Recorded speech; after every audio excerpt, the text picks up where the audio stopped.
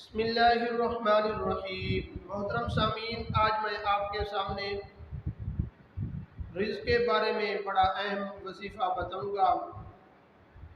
جو حضرات رزق کی وجہ سے پریشان ہیں یا رزق آتا ہے لیکن اس کے اندر بے برکتی ہوتی ہے، برکت نہیں ہوتی، اور پیسہ کہاں سے آیا اور کہاں خرچ ہوا یہ پتہ بھی نہیں چلتا، تو ان حضرات کے لیے میں ایک بڑا اہم وظیفہ بتاؤں گا، اور میری ویڈیو آخر تک سنا کریں۔ اور جو حضرات میرے چینل کو ابھی تک سبسکرائب نہیں کیا تو سبسکرائب بھی کر دیں اور بیل آئیکن کو ضرور دبا دیں، لائک اور کمنٹ ضرور کیا کریں۔ محترم سامعین، رزق کی ایک ایسی پریشانی ہے جو انسان کے دل اور دماغ کے اندر ہر وقت رہتی ہے۔ اسی رزق کی وجہ سے ماں باپ خودکشی کر لیتے ہیں اور ساتھ اپنے بچوں کو بھی مار دیتے ہیں۔ اسی رزق کی وجہ سے انسان جو بھی کام کرے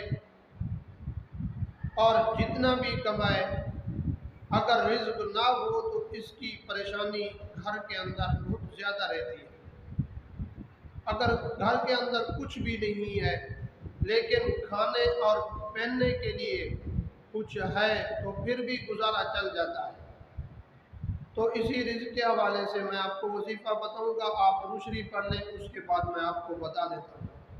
اللہم صلی علی محمد وعلی آل محمد کما صلیت علی ابراہیم وعلی آل ابراہیم انک حمید مجید۔ اللهم بارك على محمد وعلى آل محمد كما باركت على إبراهيم وعلى آل إبراهيم إنك حميد مجيد۔ محترم سامعین، وہ اللہ تبارک و تعالیٰ کے نام ہیں۔ آپ نے یہ صبح اٹھ کر اور شام کو سوتے وقت ایک تسبیح پڑھ لینی ہے اور اپنے گھر کے اندر پھونک مار دیں۔ انشاءاللہ آپ کے گھر کے اندر ایسے رزق کی بارش ہوگی کہ آپ سنبھال بھی نہیں پائیں گے۔ وہ اللہ تبارک و تعالیٰ کے نام ہیں۔ وہ کیا ہیں وہ میں آپ کو بتا دیتا ہوں کہ غفور، کریم، حلیم، کریم، یہ چار نام ہیں۔ یہ آپ نے تسبیح پڑھنا ہے، غفور، کریم، حلیم، کریم۔